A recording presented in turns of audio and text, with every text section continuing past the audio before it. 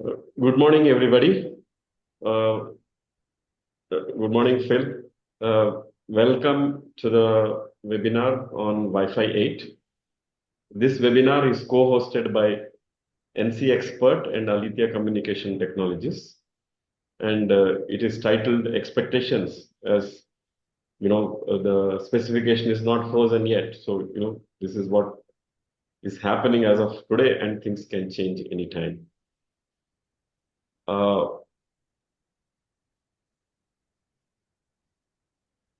So today with me, we have our really special guest, Phil Morgan. He's the Wi-Fi evangelist, I should say. And hi, Phil. Yes, Thank you, Rama. Hello. Good day, everybody. good day. Okay. And myself, Ramakrishna Chikala. I'm the VP Product Management in Alethea Communication Technologies. And I should introduce Phil to those of you who have not heard his talks, if you have not. So Phil has more than 25 years of experience in IT consulting and technical training. He's a prolific writer and a speaker, and his areas of interest are wireless, IoT, and cybersecurity. He has, to his credit, more than 50 certifications. He advises Fortune 500 companies regularly, and he champions open technologies. And you will agree with me, wireless, secure wireless networks, and we need this all the more than anything else. Having said that, when he's off the grid, Phil enjoys time he spends with his German Shepherd, Max. I'm doing Welcome. great. Good morning to everybody on the East and West Coast, and good evening to the rest of the people who have joined from elsewhere. Good morning, everybody. Good afternoon, good evening. I'm training my German Shepherd to detect Wi-Fi, Rama. How is that possible, Phil? Well, I don't know. They've got good sense of smells, good sense of hearing. I'm trying to see if I can rent him out as a Wi-Fi scanner. Oh, nice, nice.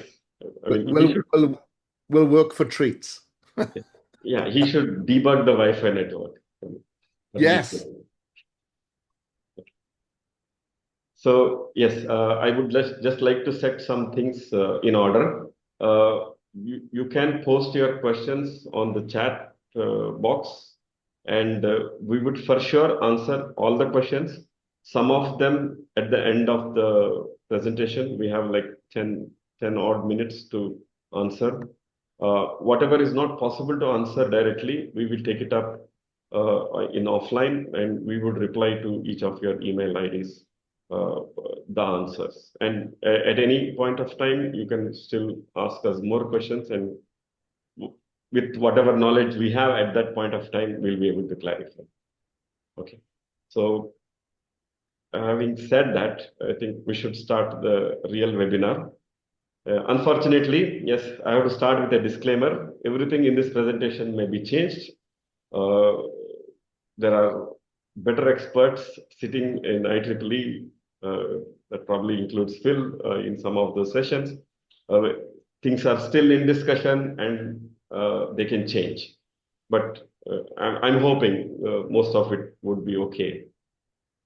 So the big question, Phil, this is to you. Do we need Wi-Fi 8? And if yes, why?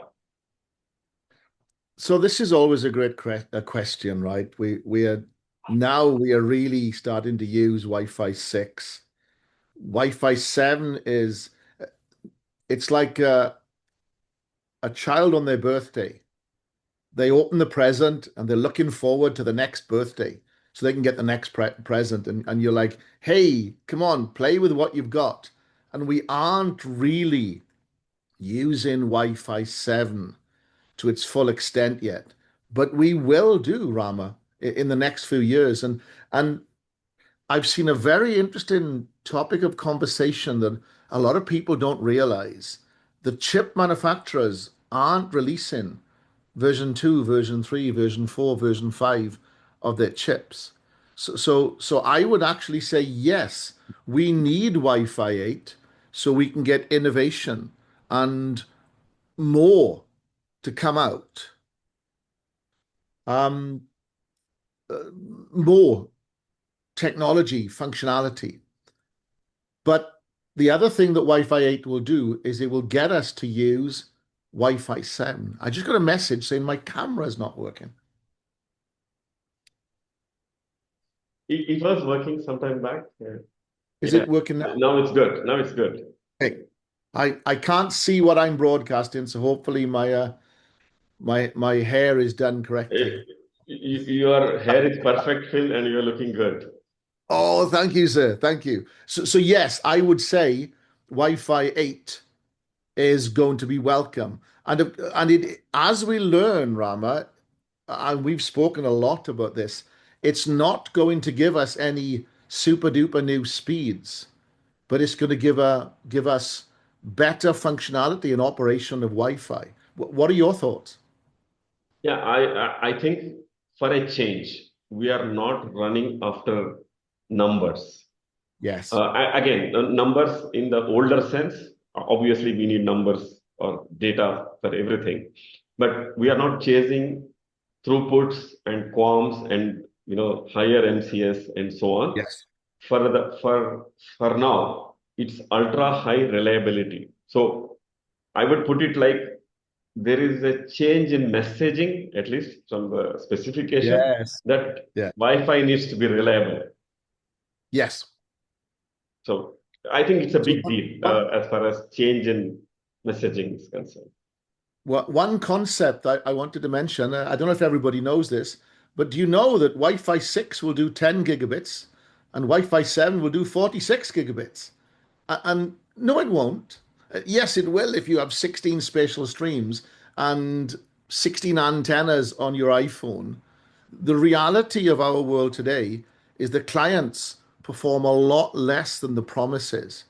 And the promises that I'm seeing with Wi-Fi 8 aren't about 100 gigabits, but they are about improving functionality for real world clients, Rama. So I don't know. Maybe we should get into the meat of this and Yeah. start telling people all the glorious things that are coming. Yes. I mean, just to tell, I mean, we may not cover everything is in this presentation. We would like to put the interesting things out and leave the rest for you to read. We have also references at the end of the presentation. Yeah. Sorry. So come to the basics. So this is what the functional requirement document says. Don't get zapped by it. They are saying increasing throughput by 25%. It doesn't mean increasing peak throughput. This is the fine line. So what they say is that in some scenarios, either in congestion or in some, you can define a scenario where you will actually increase the throughput, real-time throughput from the existing network by 25%. So that's what reliability is about. And it's about reducing latency, decreasing loss, all of it by the same amount. And power save, and obviously, don't forget, we can't leave the old clients back. So they have to function as good as now. So let me quickly inject, Rama. I have to tell everybody that when Wi-Fi 8 comes out, Wi-Fi 7 will be legacy, right?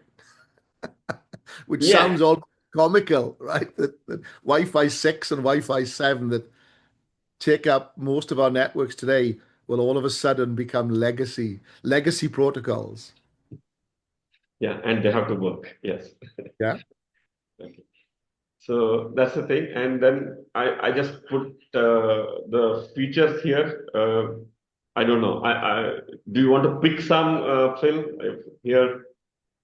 Well, I think this is just an introduction. I think we should because I know we spoke about this, and this is what we're gonna aim for, and we've Yes, got a little bit more meat on each of this, and I think it's going to be more interesting to let people go through the individual slides with us because this doesn't really mean anything until we get into the slides. yes. So there are features in physical layer, there are features in Mac, and there are some combinations that are appearing in both places. So don't be worried about it.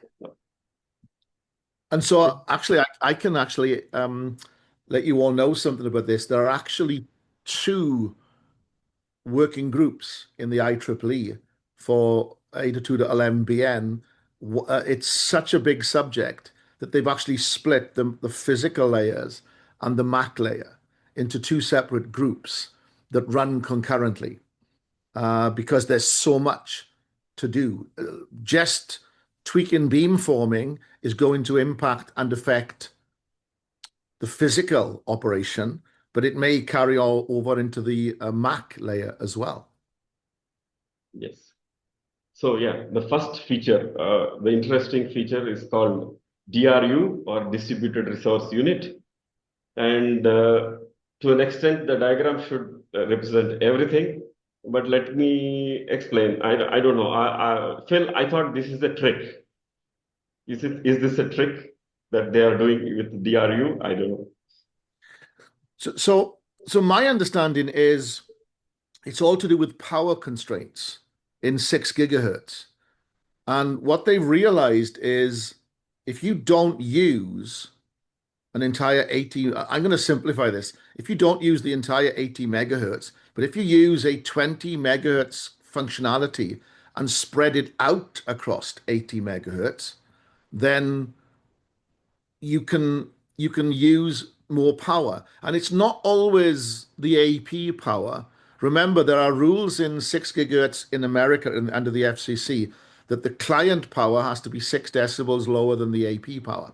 And so this is a clever trick to compensate for that. And again, I don't think it's going to be a problem because the majority of, let me give a simple example. I connect to Netflix and I say start a movie.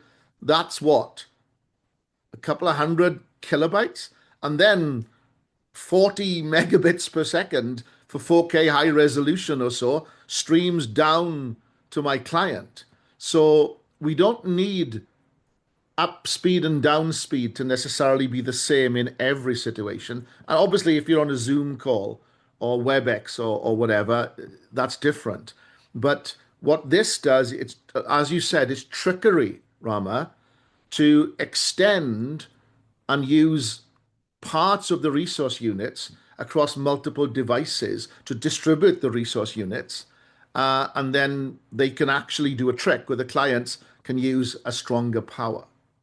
I agree. Actually, I would respect people and say that actually it's an intelligent solution to actually use. Very clever. Yeah. Yeah. And what you have to remember is it's not always here's a new idea. It's here's a new idea within the constraints of what the regulatory authorities allow. And I actually think this is a genius idea. Yes. Yes, I agree. An important note on the bottom. I Whenever I make a prediction, it doesn't last long, Rama. But Okay. what I am seeing and what a lot of other people are seeing is most clients today, even laptops and especially mobile devices like phones, Mhm. tend to have no interest going any more than two spatial streams. Well, I can buy a three spatial stream adapter, yeah, but it's a PCI adapter that you put in like a desktop computer that isn't mobile. And so the majority of work I'm seeing is being done around the idea of up to two spatial streams on the clients. And that's what makes this clever, I think. It optimizes them. So I see this across all features in Wi-Fi 8 or 802.11bn. Most of them are limited to two spatial streams. So Mhm. they're really realistic about things now. I think so. The next one, this is about having new modulation coding schemes. And as this diagram represents, so things are added in between. And since the original indices were already decided, we don't want to change the meaning of them. So we have the 17, 19, 20, 23 uh, as the indices for the new modulation coding schemes that are introduced. So mainly it's to do with the coding rate two-thirds and 5/6. Phil, what do you think this would be most useful for? So when you move away from the AP, if you are connected at 256 QAM 3.4 MCS 8, most devices will just drop down to 64 QAM, which is a much lower performance. And what they've tried to do here is they've tried to soften the blow as you move away from the AP. So instead of dropping down a lot, you drop to a slightly lower functionality. And the idea really is at the main focal points where there were big drops in performance, they've tried to do this. And Rama, you and I were talking about this yesterday. Yes. Very interestingly, the MCS value is the previous MCS value plus 16. Oh, So basically, the reason it's 17 is it's 1 plus 16. The reason okay. it's 19 is it's 3 plus 16 Okay. and 4 plus 16 and 7 plus 16. And so that's where the new value comes from. And so there aren't necessarily other MCSs that are definitely going to come out, but this is the previous MCS plus 16, the number 16, and that creates the MCS value. And as you said, it's all about reusing the the functionality of what we have, but changing the coding. Yeah. I think it also fits in this broader scheme of reliability. So we are saying Yes. it will work better when the station is moving away. So Yes. And of course, we forget what we forget, very importantly, when the station is moving back towards the AP, it may be operating at 64 QAM MCS 7. Now, it needs a much better quality signal before it can jump to MCS 8. But not only as we moving away, but as we move in towards the AP, it might require less functionality to go up to the new MCSs than the big jump that there was before.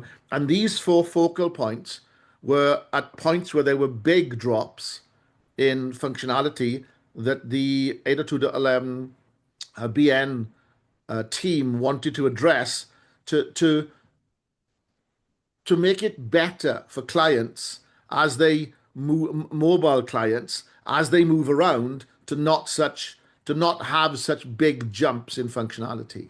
And again, I think, wow, I wish I'd thought of this, Rama. This is a great idea. yes, It's actually useful. yes, yes. I completely agree. I think yes, this is again it's reliability. So Yes. let's go to jump to the next one. This is Now unequal modulation.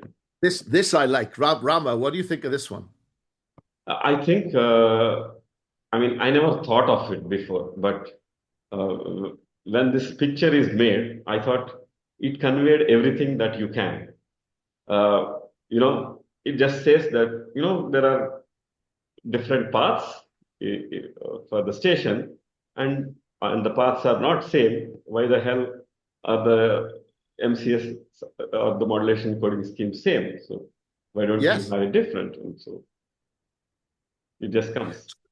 So this brings us back to the previous slide where if you have a good signal on one stream, and I always think of spatial streams for those that are watching that maybe don't quite understand spatial streams, but imagine that we're at the edge of a forest, and if I'm going through the forest on my bicycle and Rama is on his motorcycle, he's stuck behind me, right? He has to wait. So there's only one path through the forest. I'm getting my metaphors a bit excited here, but I hope you'll understand.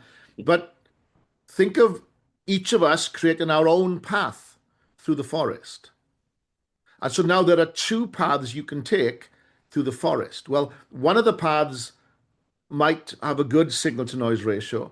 The other one, because of where the device or the AP are with respect to each other, it may not have such a good signal. So now the first path will be limited by the functionality and the operation of the second path.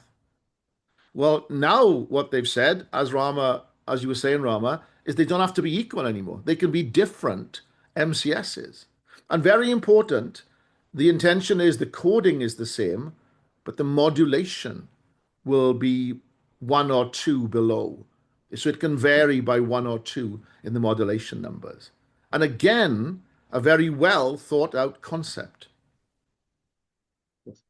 And I would like to add, it's the same whether it is uplink or downlink. I mean, even though the Yes. diagram shows uplink, you can do the same in the downlink. Yeah.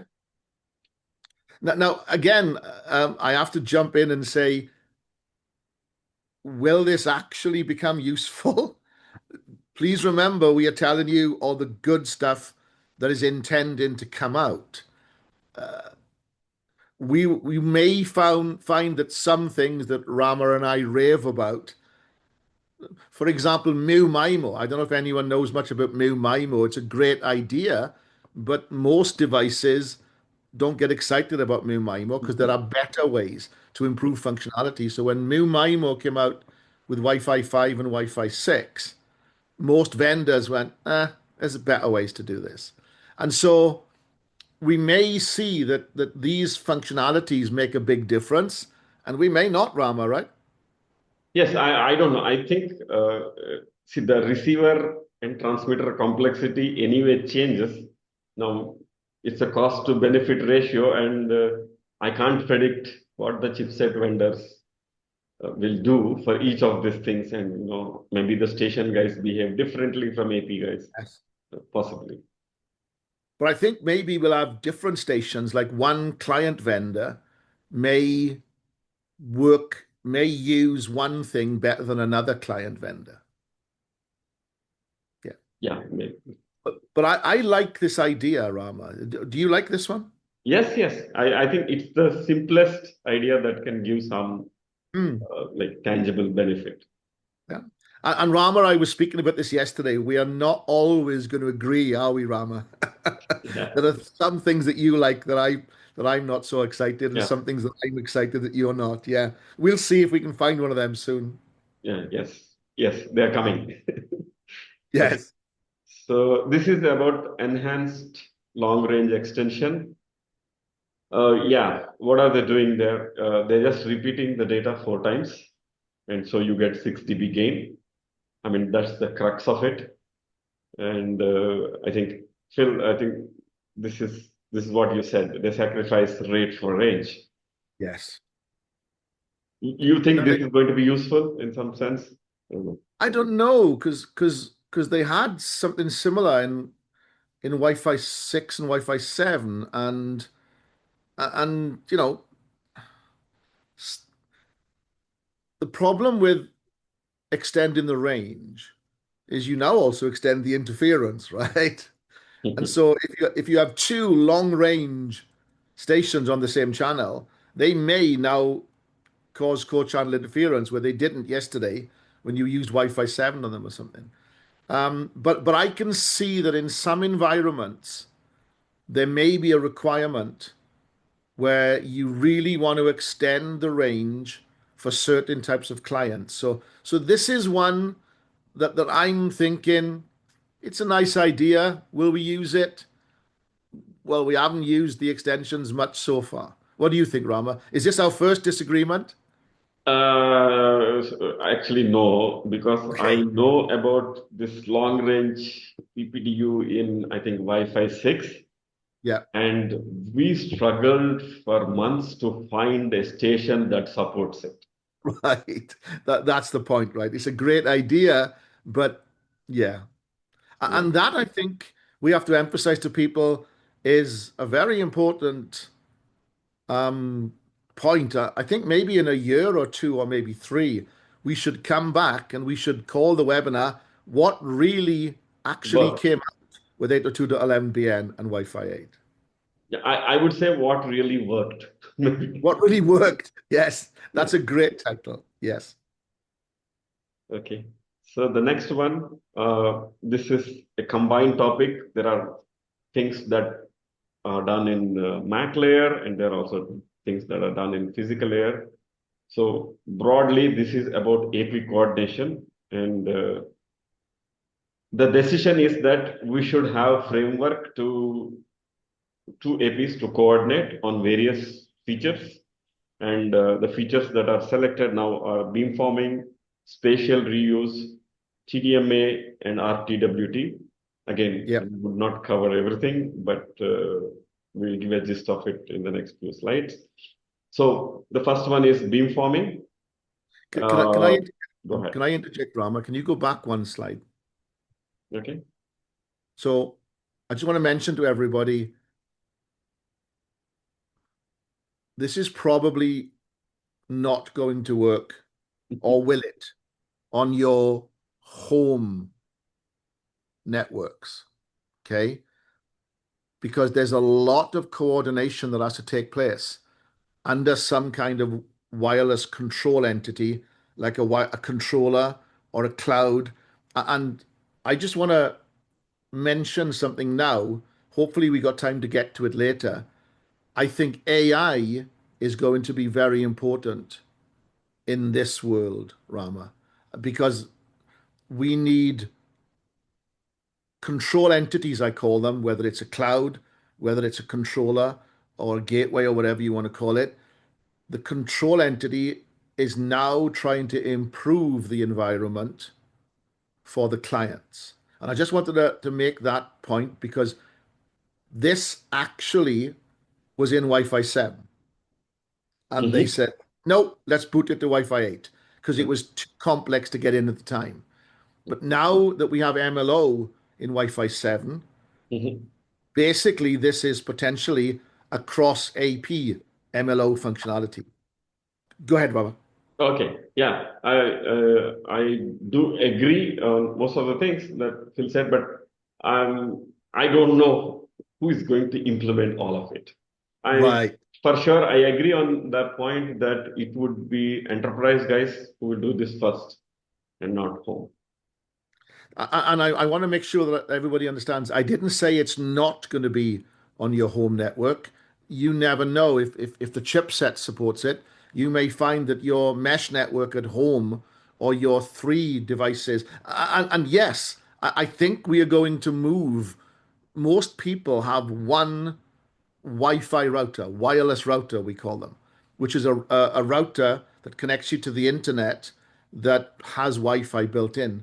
I think I think that's one big change we're going to see moving forward, is that we are going to have in our houses, maybe they will be connected by mesh, maybe they'll be connected by some other means, but I think we're going to have more than one AP in our homes. And so you never know. I can see now.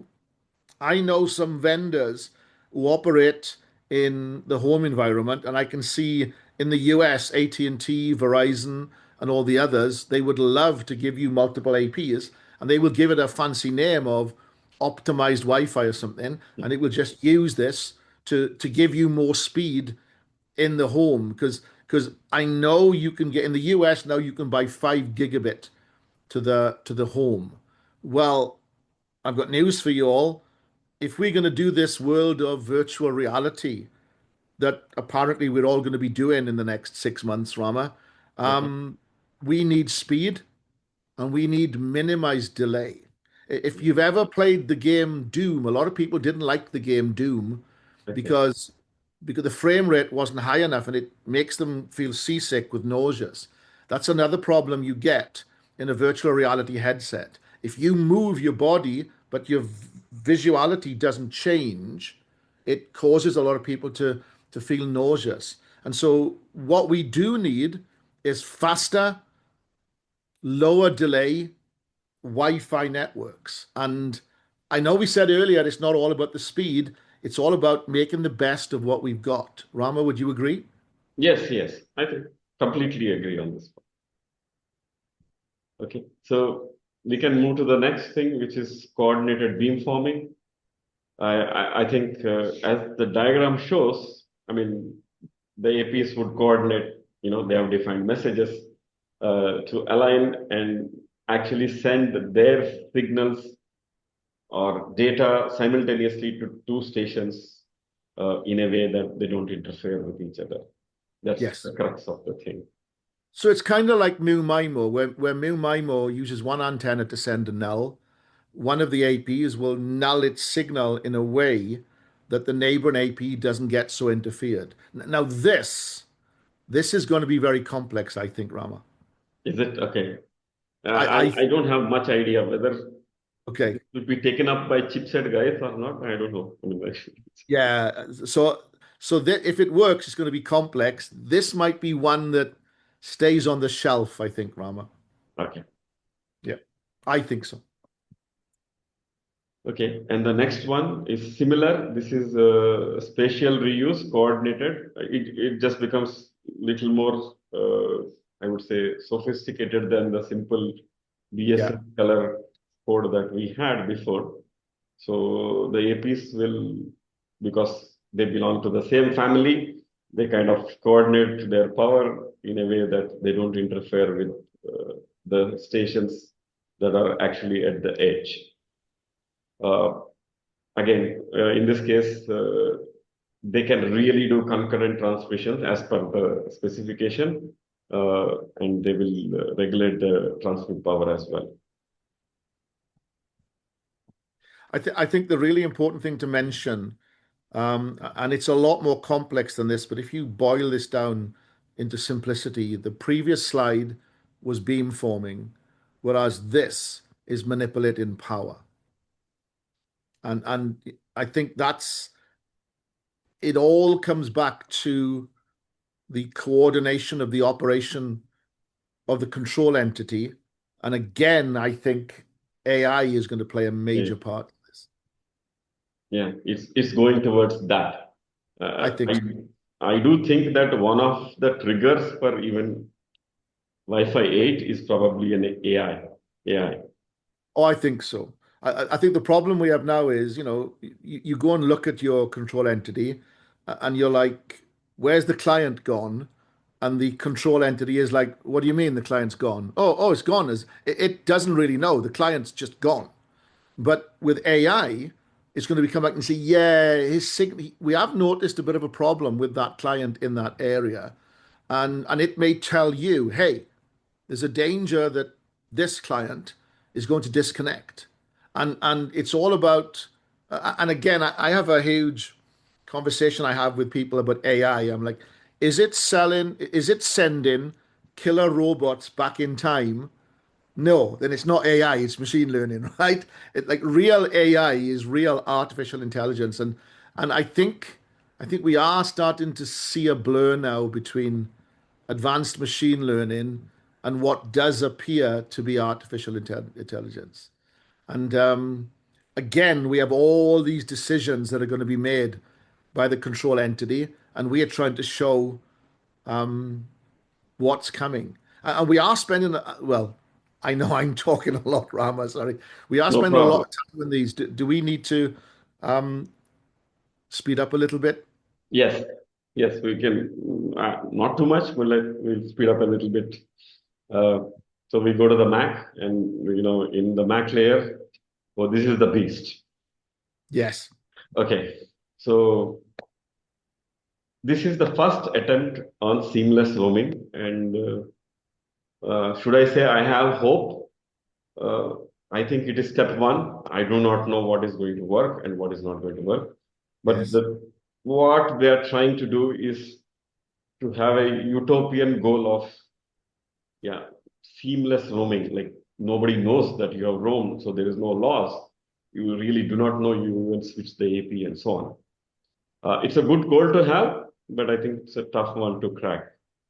I mean, Yes. definitions, there is this thing called state 4, and so it has to be authenticated, and your, 802.1x control port is always Yeah. working, which Open. means the data is coming or going. I like the way you put that, Rama. Nobody noted, nobody, the user, maybe even the application, doesn't even know that the network layer has changed. And I think that is the key point here. Yeah, but I still think it is utopian as of now. Yes. Well, the first point that we've put there, I think we were talking about this, is very important. Yes. Is once you get MLO working, when you roam from one AP to another AP, so let's say you got this perfect connection where you've got 5 and 6 gigahertz bonded together as an MLO link on an AP. When you roam to a different AP, there's no guarantee that you will have the same MLO pairing. It may be 5 or it may be 6 gigahertz alone. And so this really is, as you said, to keep the connection going so the client and the applications on the device do not even notice that there has been a roaming event. And that has been our goal for about 20 years, I think, though, Rama, hasn't it? Yeah, so let's see. I mean, yeah, I mean, this Yeah. is step one. So Yes. I hope there is step two and three. Yeah. Yes. Okay.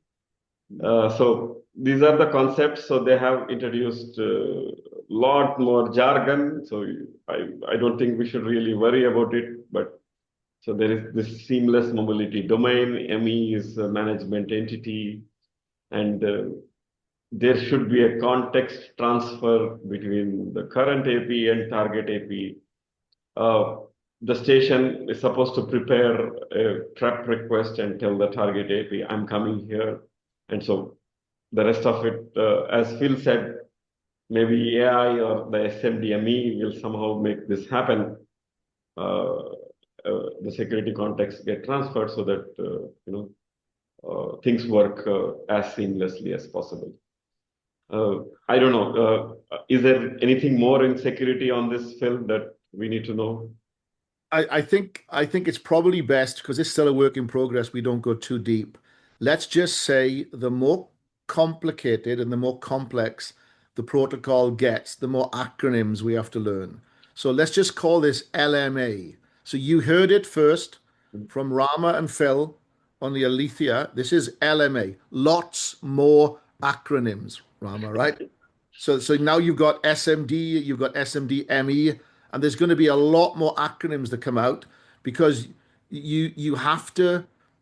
The most important thing you can learn from security is once you have a security association, a PMK or a PTK security association, you need to share that security association between the different APs. And that's going to be the glue that holds all this together. Yeah. And we have to put MLO as well on top of that, right? Yes. Yeah. The next point is the fact that the data can be buffered and the buffered data will be sent to the client or the station. Yes. So yeah, this is a big deal if they can do it. And I think I'm sorry if I keep harping on about this, but this is about the network having a level of intelligence that understands it's not just a client moving to another AP. The client is being handed off from one AP to another AP, and the network infrastructure understands that and redirects the traffic accordingly. There's a lot of acronyms that's going to come into this, Rama. Yes.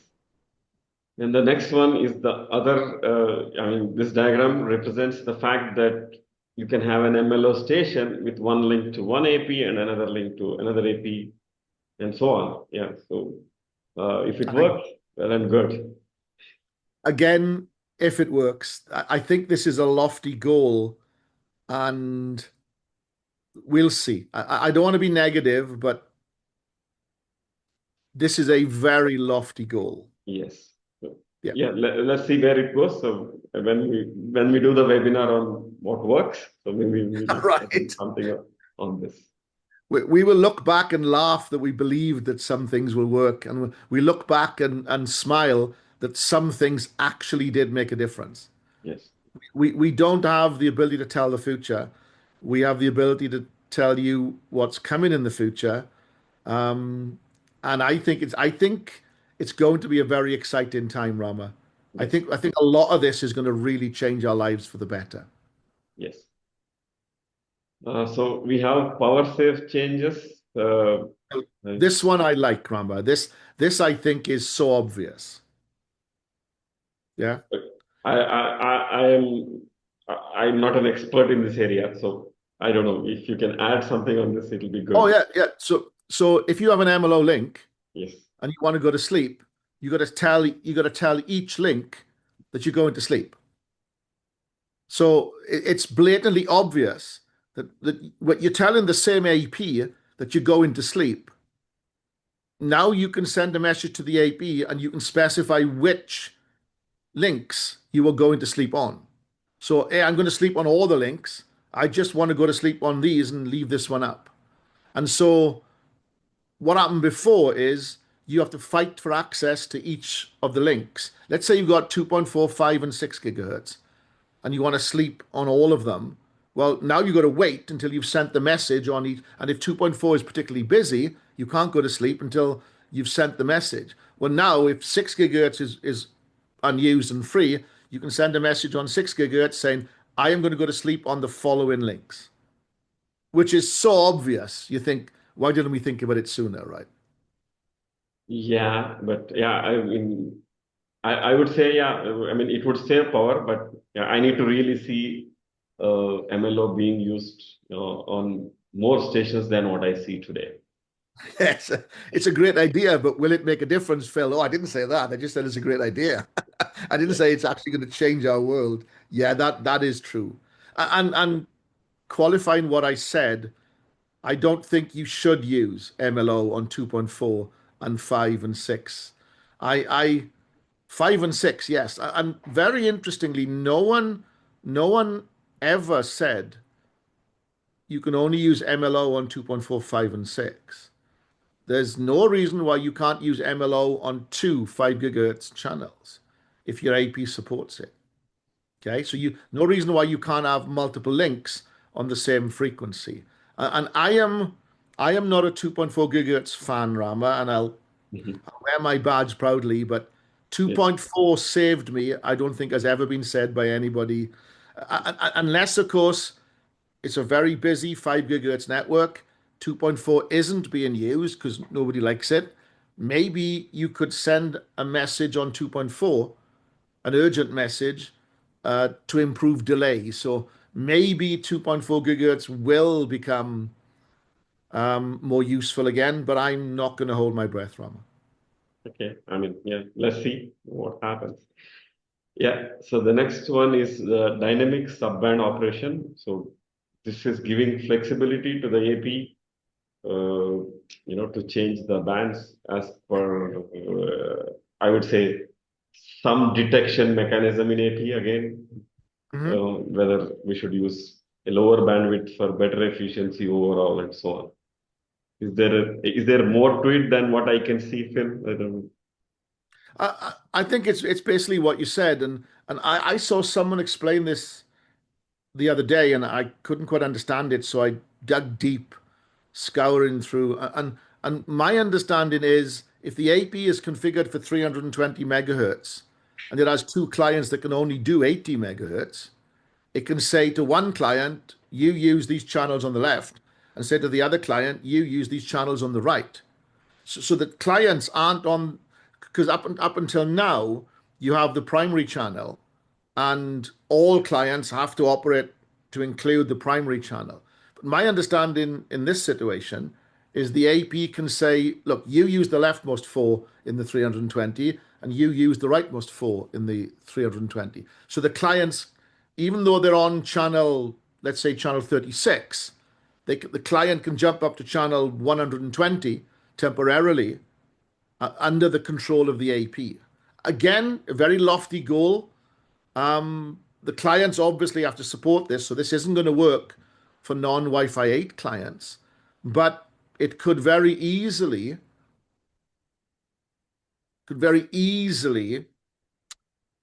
make a difference in the world, I think. But then again, are we really going to use 320 megahertz channels? But it should still work at 160 megahertz, Rama, right? Yes, But yes, again, this is like maybe. yes. Yeah. Let's see. I'm not betting too much on this, but let's see. No. Okay. So this other one is so obvious that it's a non-primary channel of access, and as this picture depicts, there is some overlap. But if the primary channel is overwhelmed with interference, then you find another primary channel. Mhm. That's the concept. So it's a backup primary channel, right? Yeah, It's a yeah. great idea. Yeah. Okay. So yes, for lack of time, we can just close on the rest of the features. Fill this high priority EDCA. So this is going to benefit 11 VN stations mostly. Is that correct? Yes. So my understanding of what's happening here is very simply, if you've got four clients, two voice stations and two best effort stations, high priority EDCA will just remove the best effort stations out of the way and let the voice stations fight it out. And then once voice has transmitted what it wants, then it allows best effort. Because a lot of people don't realize it's still possible using the standard parameters we use today for a best effort client to pick a random number of maybe five and and still get in before a video client gets in.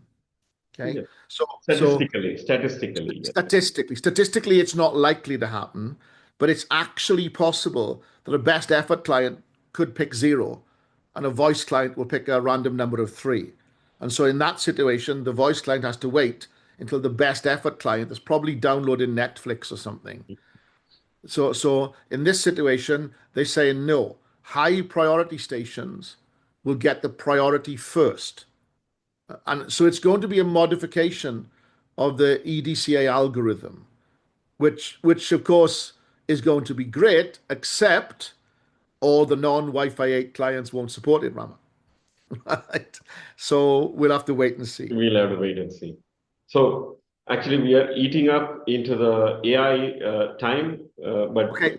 we'll jump in there. So we discussed, a lot of things are still not done, and so there is actually a special report on AIML, and I have put it in the references.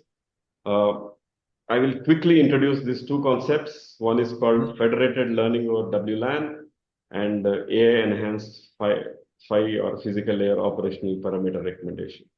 The second one, I think Phil was talking about it in various forms already, that there will be some entity that decides and tells stations, as per my algorithm, you should do this, it will do better, and so on. The first one is actually, I don't know if it is a brand new concept, but it's a new concept. So federated learning is all about devices train a shared model together without sending their raw data to the central server. Yeah. And so basically, they do some calculation at the edge. In this case, the edge is the station, and all the calculation is sent to the AP in a pre-coordinated manner. And there are techniques to do over the air computation, and then the AP gets the computed value and then sends, or if it has to do some more processing, it does it and sends it to this, I don't know, the cloud or the controller that is doing more learning based on the parameters that the stations have sent or the calculations that the stations have sent. It's exciting, but I'm not sure how far it is. So there is a technical report which I have put in the reference. So I think, those who are interested should go through it. Phil, you have something to add on this? Do you think it is going to come soon or later? I think it's going to be limited Okay. because it has to run on your client. Mhm. And you don't want to use up all the CPU, memory, battery life, and storage on your clients. I think the next one is going to be bigger, as a personal opinion, Rama. But Yeah, I think it may help. Yeah. yeah. I think the first one I would still say is in research. The second one, Yes. it's discussed in many forums. So, the AP intelligently tells stations do this, it's good for you, and the stations do. And the example that we have put it here is that, station says that, I have good, not station, AP says, I have good SNR from you. Just, reduce your power and save power for yourself. I think all attributes about the link between the client and the AP are open to be negotiated and manipulated. And I think a lot of what we've spoken about today can see benefit with AI functionality running on the control entity, especially if it's a cloud control entity. Uh, I think you're limited in what you can do on a server if you have a controller. But if you have some kind of cloud engine that's operating, I think the potential for AI manipulation in Wi-Fi 8 is going to really potentially, maybe, change our world. A lot of people are betting on this. I mean, I know that there are so many companies that are working, and because so many guys are working, I think something good will come. Yeah. And this is an interesting point. It may not be one of the standardized vendors that we know and love. It may be a couple of guys in a garage somewhere that have an idea that gets some funding, and in 4 years you may find that an Indian company or a European company or a Mexican company has got this great idea and they've leveraged AI learning because it's the learning engine that's important, right? And AI is changing weekly and getting more and more powerful. And Yeah. so I think it's going to be better for us as the end users. And I don't think AI is necessarily going to take away jobs. It's going to, I think, help people perform their jobs better. And I really believe that. It's But the we'll see. same. I tell people it's like a calculator. So no job Right. went Yeah. off because the calculator was invented. Correct. Yeah. Mhm. Yeah. I'm going to steal that if I may, Rama. I like that. Yeah, please. It's free. Yeah. Okay. So I think this with this, I think this is the last slide. Yeah. I have put references. We have come to the end of the presentation, and we can take some questions, Phil. Yes.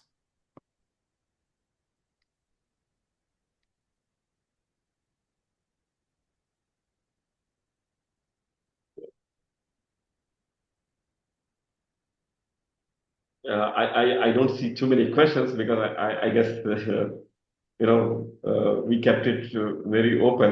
Phil, you have a lot of what I would say messages to you from many people saying hi and asking you some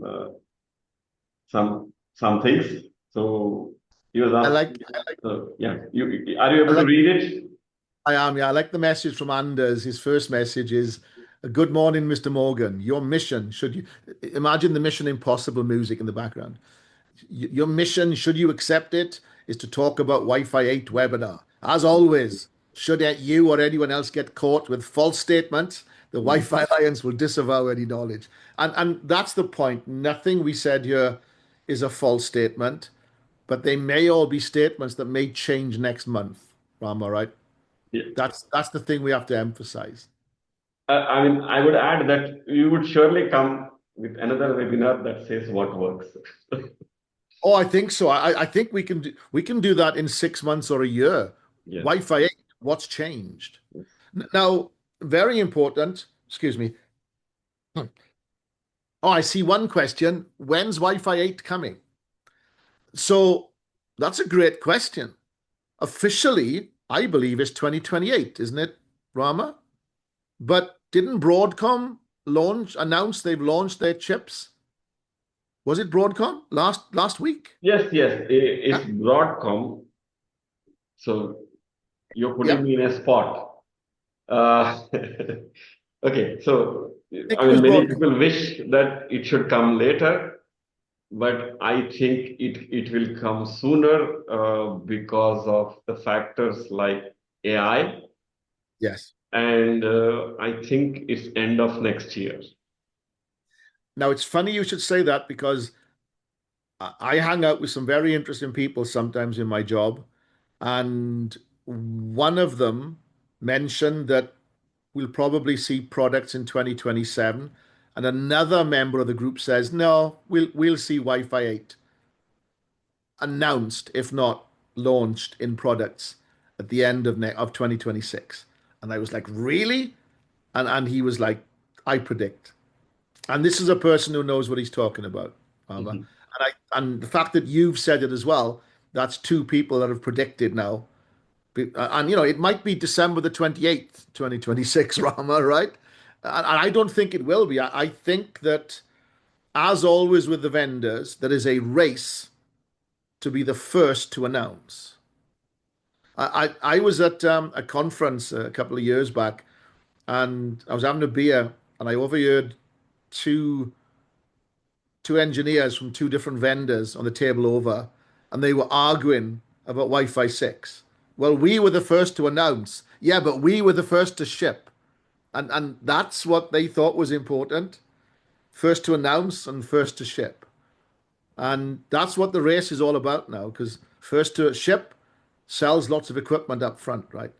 But I like to sit back and wait until the big vendors.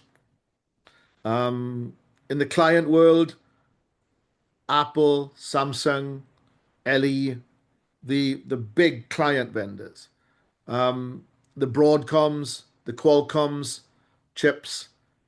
Uh, I like to see when they announce, not just first person to announce. So I I think on my Christmas list next year, Rama, I'm Mhm. going to have a Wi-Fi 8 AP. What do you think?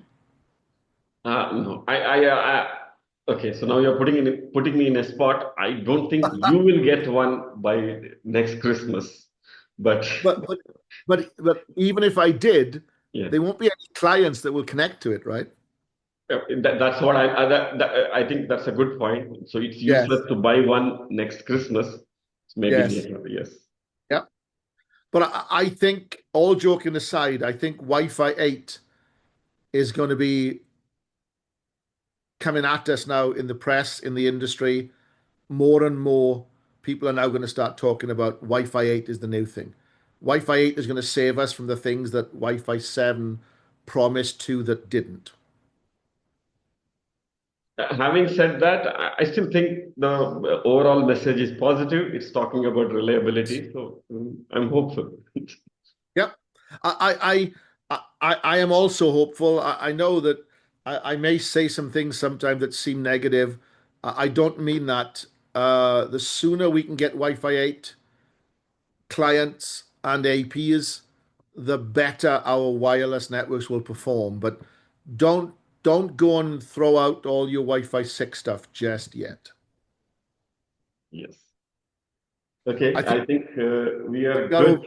Yeah, I think. Is Yeah. there I anything was else just going to say, that you would like to add, Phil? no, I think we've covered a lot. This has been Yes, great. yes, I really appreciate the opportunity from Alethea and yourself to come and talk for an hour. And I think we had a great interaction, Rama. I now have some questions that I want to talk to you offline about later, sure. because this is changing constantly. Yes. I should first thank you, Phil, for accepting the invitation to do this webinar and participating it in the way that you have done. And I would means my audience would agree that you make complex things simpler and easier to understand for everybody. Thank you. And yeah, I would like to thank everybody who has joined this webinar. Feel free to send your questions to us. As I mentioned Absolutely. Yeah. before, we will for sure answer all of them on your personal email. And please keep in touch, and we will meet at the next webinar as and when it is announced. Thank you, everybody, and have a nice day and maybe nice holidays season. So I hope you have good holidays. Happy holidays, everybody. Bye bye. Bye. Thanks.